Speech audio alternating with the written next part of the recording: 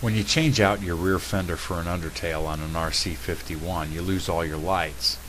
And the way they give them back to you is with these terrible looking cheap dish type lights that have a few weak LEDs in them. On the street they're barely visible. Here's how they look up close so you can see how weak they are.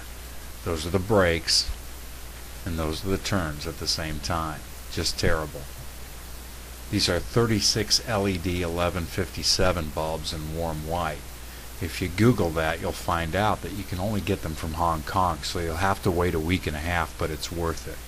They're plated and well made. You also need to go to the junkyard and grab 2 taillights from a late model Corolla. Get broken ones and they're practically free. You need the sockets, and you also need the keyed parts that they lock into. You'll Dremel those out and into circles. Also go to Walmart and get a 2-pack of flashlights for $3. Take out the reflectors and throw the rest away. Those are center tail light lenses for a '53 Chevy. About $20 a pair brand new on eBay. Cut them with a razor knife and sand them straight. Open the reflectors enough to fit the bulbs through, and the white pieces are 1.5" PVC. The length of them is calculated so that when the bulbs are installed, the side-facing LEDs fall inside the reflector dish. We want these to be as bright as possible. You can also see the keyed rings I cut from the taillight housings.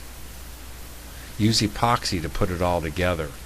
I used blocks of clay to support the projectors into position, while I used high heat hot glue to set them in. I cut some collars from a plastic can lid and snapped them over to hide the glue joints. And that's how they look installed. Much better. If you're going to use LEDs anywhere, it's going to make your signals flash way too fast. This part acts just like a turn signal relay, except there's a chip in it programmed to flash your lights at the stock rate no matter what you have in it. And how do you make brake lights act like turn signals? Well, each bulb needs 2 relays. The second relay is controlled by the brake to change the polarity of the 87 pin on the first relay from 12 volts to open. Lots of wiring involved here. Or you could treat the taillights like a trailer and get a taillight converter. Real easy wiring, and it's designed to make simple tail brake lights act like turn signals too. Now here it is finished. Nice and bright. Real bright. And they flash at the stock rate. That's a much better tail light.